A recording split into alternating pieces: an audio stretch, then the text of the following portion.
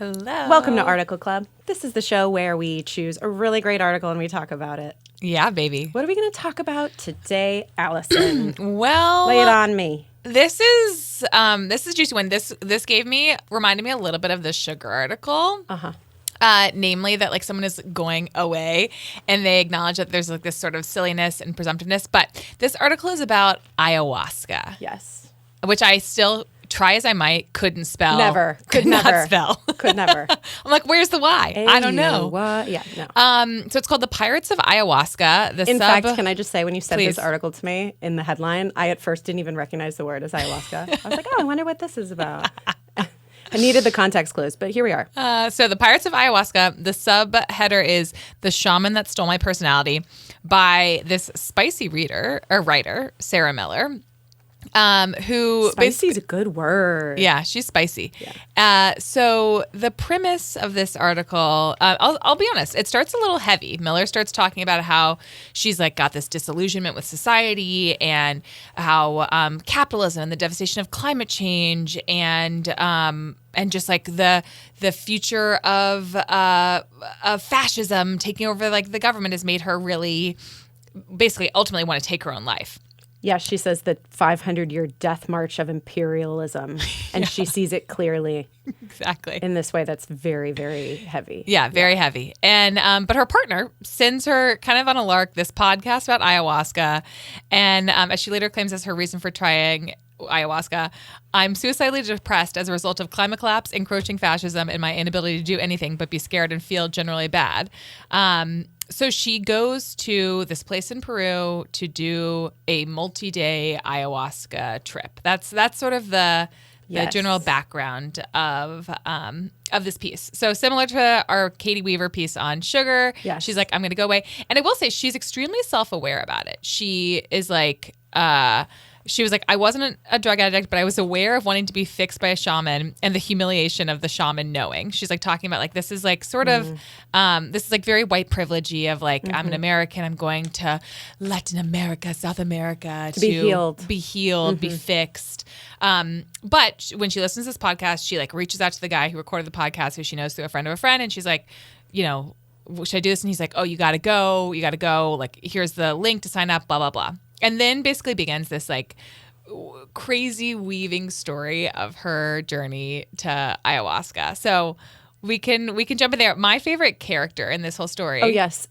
And cast of characters, just like the sugar piece, right? Yeah. There's a whole ensemble. I know. And like our librarian piece. Yeah. I sort of was wondering, like, is Miller just creating these people because she's on this journey and she's like, I have to write about this? Or are these people all just these unique? She even talks about this a little bit where she's like, I'm giving this one guy the personality of a sex addict that I actually haven't validated, but he's just giving sex addict. She would be an amazing fiction writer. Yeah, if she for were sure. fiction. For sure. So who's your favorite character? My favorite character is this woman, Kara. Kara. Is it Kara or Kara? Kara, who knows? But Probably she signs Kara. all her emails when she responds, which is rarely. Love and light. Kara. It's probably Kara. That's more... Yes, wooden earring vibes. So after Miller decides that she's going to go to this ayahuasca retreat because she talks to this podcast guy and he's like, you should go. And there's this shaman, Ignacio, is that his name? Yeah. Ignacio, who is like renowned. Then she fills out this form online, doesn't hear back. And so she's like, is texting the podcast guy and is like, how do I get in touch with these people? And he's like, oh, like, you know, maybe email Kara. And then Kara kind of responds whenever she feels like it. And at one point, the author's halfway to Peru and hasn't heard back and has no idea where she's going or where she's going to get picked up. Totally. Until she WhatsApps Kara. Well, so then she WhatsApps Kara and is like, okay, Kara, pick me up at 10 p.m. at this, or 10 a.m. at this hotel. And then she still doesn't hear back from Karen. So at one point she's like, okay, I guess I'm just going to, you know, maybe this is part of the journey. Like, I'm just going to have to figure out how to get to this retreat by myself. She says she can't believe that this woman doesn't know how society functions because society is built on confirming. Yes. She's like, society's built on confirmations. Like that resonated deep in my bones. When people cannot respond to me or confirm, it makes me question everything about them. Yeah. So she makes her way like a month in, and I also found all of the prep of going to this ayahuasca retreat fascinating. Oh yeah, the diet prep. Yeah, she cuts out all these things that might interfere. Like, so much of this is just like, I mean, some of it is beautiful. Like you have like this like mythic lore of like tradition and stuff that's handed down. It's not written down. But then some of it is also so you're like, do I really have to do this? Or are you just doing this to make me feel like it's going to be worth it? So like she cuts out meat, oil. I'm like, what kind of oil? Like olive oil or like every oil? Yeah, salt. Caffeine, alcohol, marijuana, like all sorts of sort of restrictions to start. And do you think that's it's both for the purge, like to make the purge less awful, and for whatever the trip to be more pure? She's talking about like basically it might interfere with the effects of it. So I think it's sort of like if you want to have the best experience, then you don't. You want to be going with a neutral body, basically. Yeah, maybe. I don't know. Maybe. So, well, and at one point she has like weird visions of like pink creatures or something, and the guy's like, "I need to cleanse pork from you. Did you eat pork?" So maybe there's all of these. More on that. Yeah. Fantastical connections between your diet and what you see. So, anyways, she's waiting for this guy to pick her up, but then she decides that Kara has fallen through, and so she tries to go arrange her own transportation, and then it turns out this guy does pick her up, who's like a grifter who is basically throws her onto the back of his motorcycle, and off they go into sort of this it was a long journey to get from where she was staying in Peru to this retreat resort, whatever you'd want to call it. She's like going through all these like overgrown villages and like crossing water. Streams, yeah. Exactly. It was very like it was very like over the river and through the woods to grandmother's house we go. And then she finally gets there. Which kind of adds to the mystique. Exactly. Totally. The experience, right? Totally. Although like some of it was not glamorous. It was like she saw like a dog lying on a piece of grass, and then she realizes the dog is actually dead, and it's sort of I think the whole so much of this article to me was like her confronting like the expectations and like the lore of what this would be, which is like you know, we all imagine that we'd go into the woods and we find ourselves, and that's like what all these celebrities have told us about ayahuasca, et cetera, but that like in reality you're like in a dingy building in some random area in Peru with like monkeys in a cage and pooping in front of strangers. Totally. Okay, the way that she is so funny, even though she's starting this article with talking about that she's suicidal. Yeah. And at every turn she's not laughing at that. She's just her humor is dark. Yeah, but in a great way. Yeah. I mean, it's sort of like the best comedians I feel like have the darkest souls. Yeah. But yeah, so she gets there and she meets this Kara, this like woman who's wearing wood earrings. It's my favorite detail. I was like, yes. She describes her as like this ethereal being who moved as if floating. Yes. You can just picture her like sort of zhuzhing into the room. And she decides immediately she hates Kara. That's another fascinating thing about the way she writes the piece. She tells us as readers who she hates. She's like, can't stand this person. I'm obsessed with this person, but I don't agree with them for all these reasons. It's very... it's not flattering, and she doesn't care. She's like very exposed. Totally, yeah. All of her emotions, and quite frankly, all these people. Like, if I'm thinking like if I'm Kara reading this piece, because also spoiler alert, Kara gets fired because Kara's clearly isn't honoring. Kara's not competent. Yeah, Kara's not competent, nor is she honoring the societal norms of confirmation. And but she gets there, and it's also sort of again this meeting of what you think the expectations are with reality. She gets there and Kara's like, yeah, okay, well, like ceremonies are only on Mondays, Tuesdays, Thursdays, and Fridays. So like you're free today. Like you can do whatever you want. And so she's sort of like plopped into this retreat. And she's coming in hoping that this opens up more of the world and more of consciousness than what she has seen before in a way that makes her feel renewed in some capacity. And she's like, hurry up, come on, I'm ready to feel renewed, let's go, confirm, show me what's going on, and the rest, it's just not working like that. I also didn't realize she was going to do this every night, like that. It was like so many multi-days. I thought she was going to go there, she was going to have the ceremony there. Anyone I know that's done ayahuasca has done it like only once. Yeah, this is a very laborious night after night. Well, and some people that are there months. for months to do it, to really be cleansed like fully. And like she's there's making one fun guy of them, and they're like high on rose petals or whatever because they're drinking all sorts of plants. There's one guy, Kenny, who talks about actually he took this other drug that he is like, don't take this drug, and that the shaman that gave him that drug literally stole his personality. He's like, no, like I'm not who you are seeing before me. Like this isn't me. My personality was stolen by this shaman. So he's there for the long haul to get real purged. When she gets to the, what do we call it even, the retreat center, she sort of starts grouping people immediately, and she talks about all the know-it-alls that are the people who've been there before, who, like, she's complaining about the diet, and they're like, oh, I'm sure this is really going to kill you. But I just feel like I obviously have never gone on an ayahuasca retreat. I'd love to ask you about your desire to, but in any social situation, there's the people who like know the ropes. And totally. And right? sometimes I think probably depending on you and the situation, sometimes you're like, oh, amazing. And sometimes you're like, oh, give me a fucking break. Right, exactly. And you could tell that she sort of, at first she's like, I hate all of you. And then she kind of decides to embrace some of those people. And she finds all these different confidants. Totally. But the starkest thing with the group is some people are having great experiences when they do get to the ayahuasca, and she doesn't feel like she's having She's like, all these people are getting these these really trips. Enlightening trips. Oh, they're like floating in clouds, colorful clouds. Right. And she's being attacked with a crick in her neck by like... What does she call them? Mechanical elves that are sewing her face. Oh my God. Yeah, it's a fascinating... I mean, the whole... I hadn't given much thought to the actual process of ayahuasca. In my mind, it was just like you sat in a circle, you drank some of the ayahuasca, you maybe threw up, and then like someone sort of talks you through this experience. But it's at least the way that they do it at this center, it's much more involved. You start off with taking this like primer, if you will, that makes you vomit a bunch. So you're like sort of taking it. I don't know if that's just to like purge your body for the ayahuasca so you don't actually throw up on the trip or what. And weirdly, it felt good to her.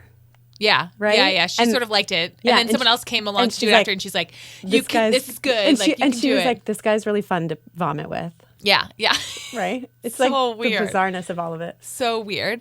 So there's like the vomiting piece, and then there's the actual ceremonies, which are like you take ayahuasca, then like one of Kara or someone else moves them to this other person who chants at them, like in this really rhythmic, she describes it as like the song portion of the ayahuasca, which is where someone chants at you at a fast clip with a lot of repetition. I liked this description a lot. They sound like a mouth harp sung with a human voice. It's not a sound Americans are accustomed to, and I found it uncanny in the worst possible way. Oof. But so I actually couldn't even envision what that was like. Me neither. I thought about looking it up, but I didn't get around to it. Yes. But she's like, oh yeah, this is great. Like I do this. I like vomit. I poop. I do the song stuff. And then she starts having weird trips. And nobody, she hears the sounds of people vomiting around her, and she describes it as you don't register it as gross. If anything, it's sort of harmonious, which is wild.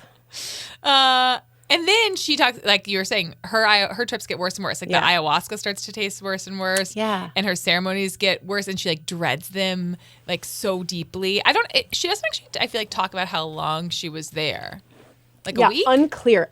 Because the whole piece is fascinating, because the piece, you start to question, like, is she actually still in what was real, what wasn't, what was part of a trip of an experience, and it kind of tapers off. And then her last trip is about writing this article. Yeah. It becomes sort of this meta. Like she envisions writing this article. And then she becomes really famous, becomes viral. Did it go viral? I don't know. Was that a thing? I don't know how and viral then this is. I mean, we didn't mention this at the beginning, but this article was in N+1 mag, which is like a little more of a niche mag, but I do love it. I feel like it's but I don't know that it went viral. Like it's not like all of our friends have been talking about the Right. ayahuasca I just wanted to article. check. Did I miss something? Like this is the piece. No, and then I find the blend of sort of the elevation of people and the elevation of the experience and the like realness of the people so interesting. So like there's the shaman, Ignacio, who is like the, sort of the heralded guru. It's like the reason she goes there. He's like very well trusted.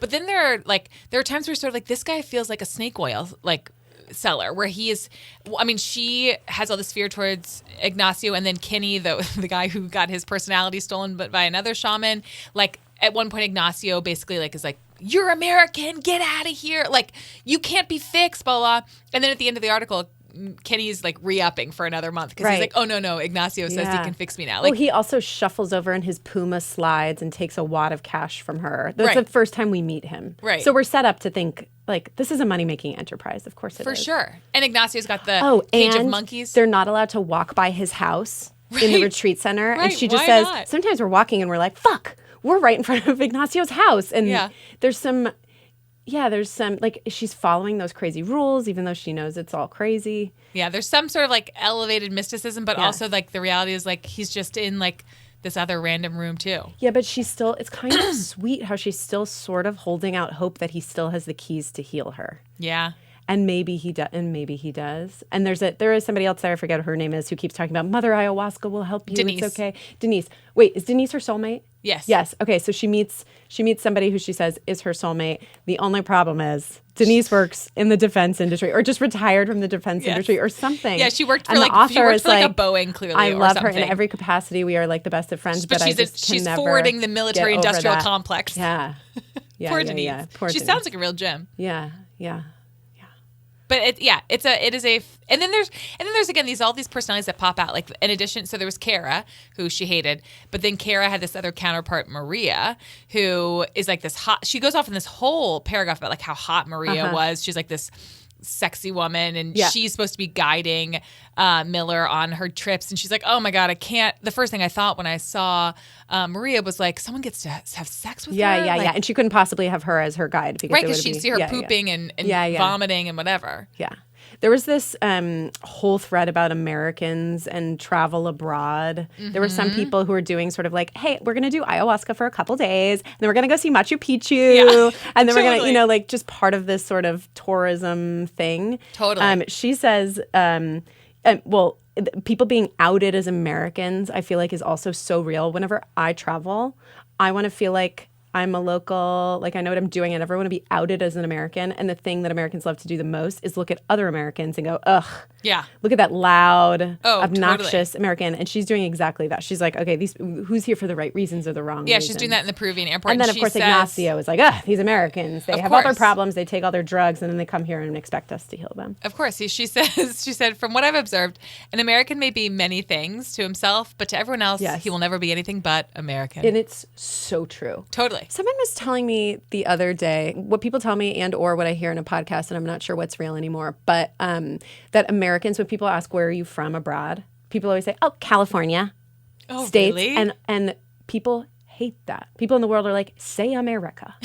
Why Like, do they I hate don't it? say, right, like whatever province. Like, it's just this sort of like, this like subtle entitlement that like, I don't know, you know that I'm more. better than, it's not like I'm from, You know more about Kansas. America than I know about your country. I'm going to get really, which is interesting. Okay, it's not even like one-upping other Americans. Not it's literally necessarily. just like, it's like being niche and assuming that everyone else will actually know that niche reference. Yeah, and or that's what we're so used to doing in America that we do that elsewhere, and we don't take the time to realize like actually this is a globe. Oh yeah, I mean, And I I'm can't so tell guilty you, of that. And I thought saying California would help people be more specific and understand. Yeah. Just well, like, I think that all of our friends, anyone that I know when they travel abroad, is like, I don't want to do what everyone else is doing. Oh, yeah. I want the like authentic Yes, experience. right. So like, I'm sure the people that I mean, I could have been, if I was ever going to do ayahuasca, it would have 100% been on my other trip where I'm also trying to do other things. I'm not going to take 2 weeks off. You know, I'm going to Machu Picchu after this. It's a little bit of this, a little bit of that. Yeah. On the Americans abroad piece, I will never forget when I was studying abroad, we were in Prague, and we went to one of those little sort of like under the ground bar. They have all these little like bunker bars or whatever. And we go and we're kind of like making a spot for ourselves. And a woman turns to me and goes, you know how I know you're all American? And I was like, why? And she said, because you move the furniture. Isn't that perfect? Americans come in and accommodate themselves by moving furniture. I got goosebumps. Europeans would never do that. It's like, no place for us to sit. Like the moving, like the let's just, it's for like, so like 18 of us, like, 22-year-olds can be annoying. So I'm sure. Anyway. I'm sure. I mean, and nowadays I feel like, so I went to Japan recently, and there were some of our group went to this like art exhibit, this like yao whatever, I don't know thing, and I was like, oh no, I don't want to do that because it's such a tourist trap. Like I'm like gonna go do something maybe slightly nicher, but just as inauthentic. I'm not having an authentic experience. Yeah. What is that? I don't know. I was just interviewing this woman for work, and she was talking about this travel blog that she uses, and she was like, I use this because I don't want to go where every other American is going. Like, why do we all? Yeah. I guess it's just because there's enough of us that they've built this industry around it that, but we're like, we don't want to come all the way here to see that. It's so crazy because it used to be the complete opposite. I was reading this biography. What is her name? The famous art collector with the museum in Boston. Oh, Isabella Stewart Gardner. And she was an art dealer who went to Europe every summer and who went all over the world. But they would go to the same places that all the other rich, wealthy like collectors would go. They were always in Venice, and they all got Venice, Italy, and they got their palazzos in Venice. It was like you cluster in the places that society, that status, and society tell you are the like, eccentricity are those places.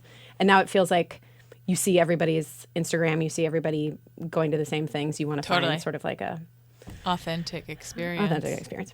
Anywho, okay, here's a big question. Ayahuasca, would you do it? Okay. And in what capacity? So I was prepared for this question. So scenario. I know someone who in the last year went to go to Peru, and he actually was South American. I think he was from Venezuela. And he went to Peru to do an ayahuasca trip, and he died because one of the things that they give you at a lot of these places is like liquid nicotine, like you're drinking nicotine. And I think she sort of talks about this in some of like the potions that they're drinking, but he OD'd on nicotine. What? And died. Oh my God. I know. So that sort of makes me feel like, no. Oh my God. That is horrific. Yeah. Well, I think that's the underlying thing. Like, you just don't know how your body's going to react to any chemical, to any drug, right? And being so far away, especially, she didn't know, nobody was even picking her up.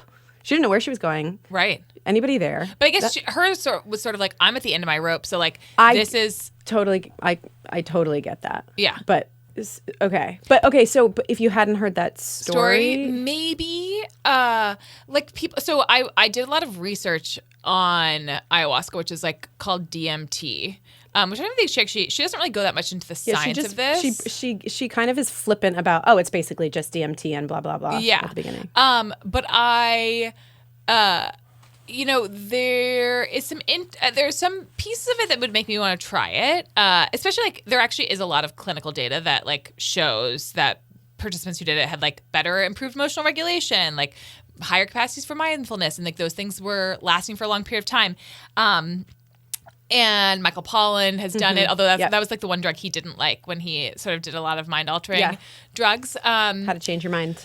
So if I didn't know that, I would think about it. Yeah. Maybe others are on your list before that one. Yeah. Like I would rather do mushrooms or even like MDMA in a controlled environment or something, like with a doctor before I would do ayahuasca. I could see a world where I'm dealing with something acute that needs to be unwound. Yeah.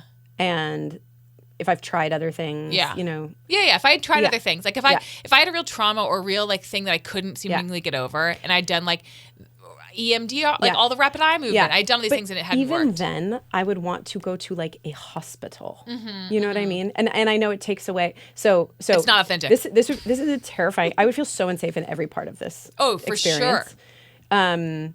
And like, is there a way to do medicinal ayahuasca in a like clinical, but it's sterile like hospital? Cost a little bit for her too. Yeah. I remember watching a Goop. There was like that Goop 7-part series that came out during COVID. That was like the Goop editor was she was doing cold plunging, and one of the things she did was ayahuasca, and that was in like it was still in like a shamany vibe place, but it seemed a little bit more. Yeah. I mean, it was a little more goopy. Yeah. I feel like my first exposure to ayahuasca was Chelsea Handler's show doing it. Okay, yes. Do you remember that? So the people who had done it that I thought were first of all, there's this whole subset of like all the men doing ayahuasca, because it's sort of like it's like the equivalent of like a get rich quick scheme. It's like a get better quick scheme because it's oftentimes only takes like one trip or like one whatever, and then you're enlightened. So yeah, it was like it's like Joe Rogan, Elon Musk, Sam Altman, even like this Bravo show I love, Southern Charm, like the fuckboy Shep does ayahuasca because he says that he like really needs to like he wants to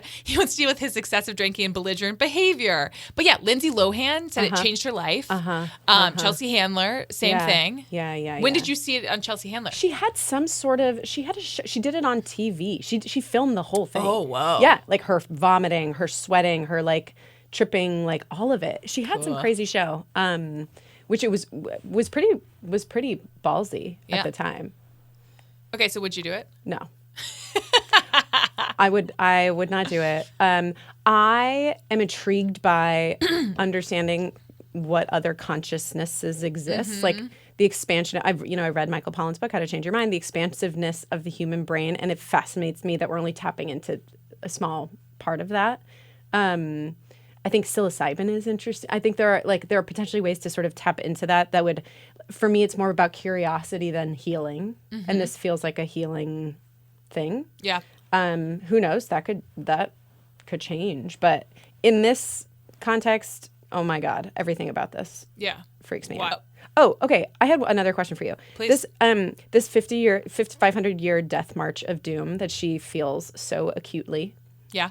Basically, to recap, the author is very concerned about climate change, rightly so.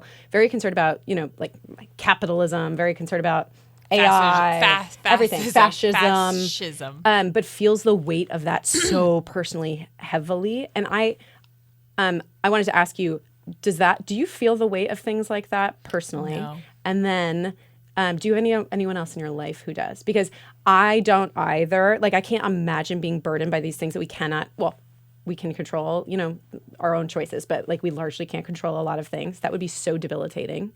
And I, in the last 10 years, have met. There are more people in my life who just are deeper feelers, who feel that more deeply, and things impact them like that. Yeah, I think quite frankly, I'm probably the reason I don't is I'm just like a more selfish or like egotistical being is like the reality. But I have a lot of friends. You have to protect your own space to survive. Oh, for sure. But I remember, during COVID, I was like, I certainly wasn't as happy-go-lucky as I normally am. I was probably like a more depressed version of myself. Yeah. But most of that was, again, me focused. And whereas I had people who were, talking about the collective trauma, blah, blah. I have several friends who have real climate change depression, which, I feel it in acute moments, but not... Yeah. Like it never like overtakes me. And there are people who like, I have friends who have therapists to deal with their climate change depression. Yep.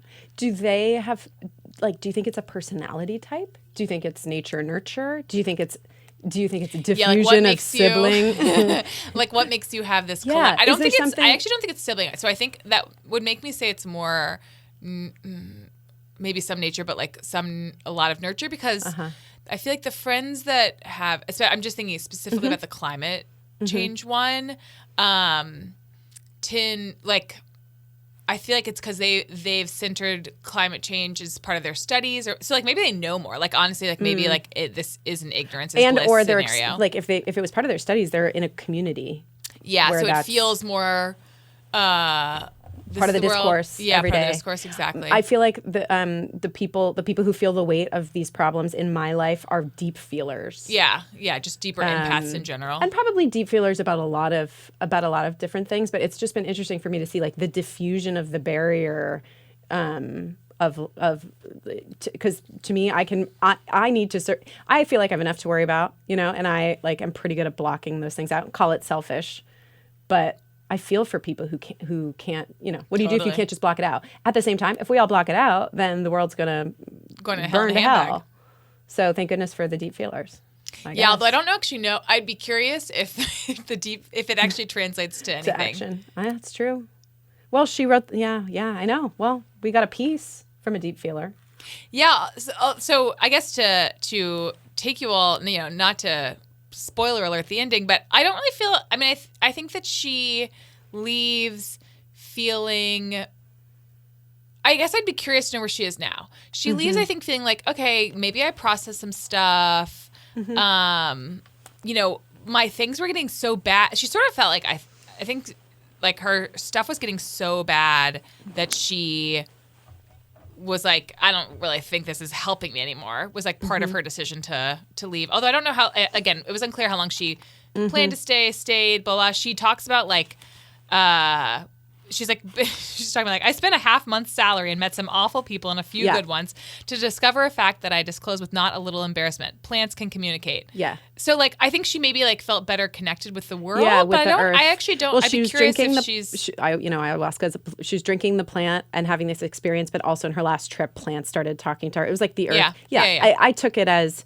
the earth. The earth was explaining what it needed and was validating her worries. Yeah, the earth was basically saying like, we control you. Yeah, what did she say exactly? It was like the flowers were like, Everything that's happening to you is like because of us. It was sort of like not the vice versa, which was like sort of her fear. Yeah. But They kept. Oh yeah.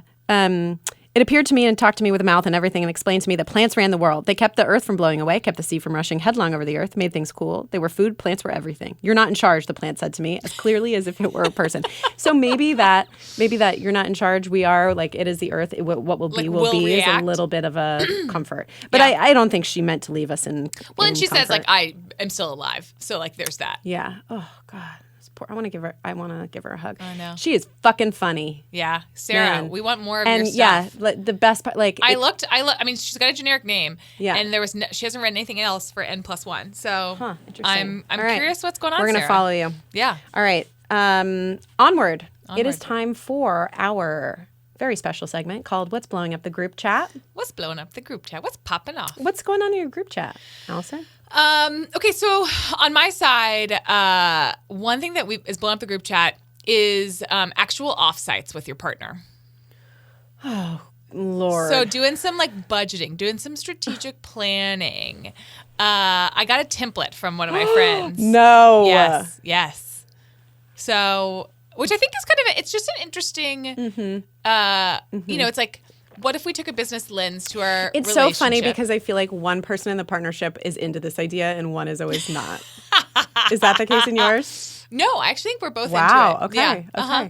Cool. It Okay, so remains to tell be me seen. more. You have the template. We have the template. What's in the template? I don't know. I like- haven't actually looked at it yet. Okay, It was okay. literally just shared with me today. It was fresh off of the presses. And goals are generally, you said budgeting. Budgeting, like goals, like savings, any like rubs that you need to talk about. Okay. But I do think there's a nice idea of like if you have or like if there's something sort of constantly creeping up, instead of like just like sort of minorly addressing it in the moment and like not having anything change, to be like, hey, when we like really sit down to talk, not like it doesn't have to be like when we have our next offsite, but it's if we do this monthly or quarterly, whatever, like put that on the agenda. So like one, I don't have to think about it anymore and nag you about it anymore. I like that. Yeah. I like it's the calling it the offsite, which makes me just like feel like tech company world For or sure, whatever. for sure. But and the agenda. But I like the let's put a pin in this but record it. Yep. And then have a scheduled time that we'll come back to it. Just last night we were like Charlie and I were getting into something. We were both so tired, and I was like, I can't say words back to you. This is not gonna, So it would have been nice. Time. It would have been nice to say pin. Yeah. And put we've it got a put date. it in the note. Yeah. Put it in the note. Okay. Yeah. Offsites for couples. Yeah. Okay. So blowing up the group chat. Basically, very connected to our ayahuasca and like the world of nature. I got pooped on by a bird on my way here. Cool. That's Straight good on the luck. head. And I was texting with a mutual friend of ours. So that began to blow up the group chat. But the other thing is bee stings. Let me tell you, people, the bees are out. What kind? Watch out for the bees. No idea. Got no information. But Could have been a wasp. I'm not getting answers. Okay. But my husband got stung by a bee this weekend, and I bullied him into not going to the emergency room, going to urgent care, and then they sent him in an ambulance to the emergency room because he was having some sort of anaphylactic reaction. We did not know he was allergic. He's been stung before, and alas, he's doing fine. Now we have an EpiPen. But like, oh, God. Do you have to carry that with you everywhere now? So this is another question I have as the wife, right? I'm like, okay, so do we need a sheath for you to always carry this? And the doctor said, have it around, but you don't need to have it with you at all times. I'm like, what does that mean? Yeah, like why not have car? it? Yeah, so like if you're traveling, probably a good idea to bring it, but I guess like it wasn't so severe that, oh my God, you have to, every time you leave the house, you have to make sure you have it on you. But it could get that severe because apparently the allergies can get worse. Exposure. Yeah. So Fascinating. like maybe we should just have it on us at all times. When I remember this is probably a decade ago. I was in less than a decade ago, but I was in Switzerland, and the bees there are crazy. Everyone says the bees are dying, but are they? Bee And culture are seems honeybees alive and different well. from the stinging bees? I don't know. Okay. Bumbles, honey. Oh yeah, there's Bumble. I don't know, but I don't think bumbles sting. Maybe. no, they're too cute to sting. Ow. Yeah. Where did he get So, stung? Right on our right sort of At your house? down the neighborhood. Not at the house. He was on a run. So that's PSA. I've also gotten stung twice on runs because these bees apparently, I don't know, Northern California, they're in the groundish. They're kind of like resting sometimes on the road. in like brush, you know? So and I've gotten like right between, you know, the legging and the sock, like they get in there. His was through his sock. Right? Ow. Yeah. So they felt attacked by him. I think he stepped on a situation, but like that he had no idea. Yeah, he was about to. And then where did he swell? It was in his ankle, and it was kind of crazy, and all sorts of weird patches all over him. Then his throat started tightening, and that's not great. And then it's crazy. You know, they give him a steroid shot in his butt, you know, Benadryl, then the EpiPen at the emergency room, and the swelling like there's no swelling anywhere. It's crazy. And when I got stung by a bee, I didn't have an anaphylactic shock. My ankle was swollen for like 2 weeks. Was I with you? Where was that? I don't know. I was probably whining about it. I think I was with you. No. Yeah. But actually, Yeah. on my sailing trip, 2 people got stung by bees, like kind of drive-by stinging, where Whoa. it like was we were sailing and the wind Like was blowing through and they the like wind? whipped by. Yeah, and 2 people got stung and one person had like a really swollen forearm for a couple of days. Don't mess around with the bees. Yeah. When in doubt, Okay. go to the emergency room. Okay. Yeah. Okay, that's all. That's all. See you next time. Bye. Goodbye.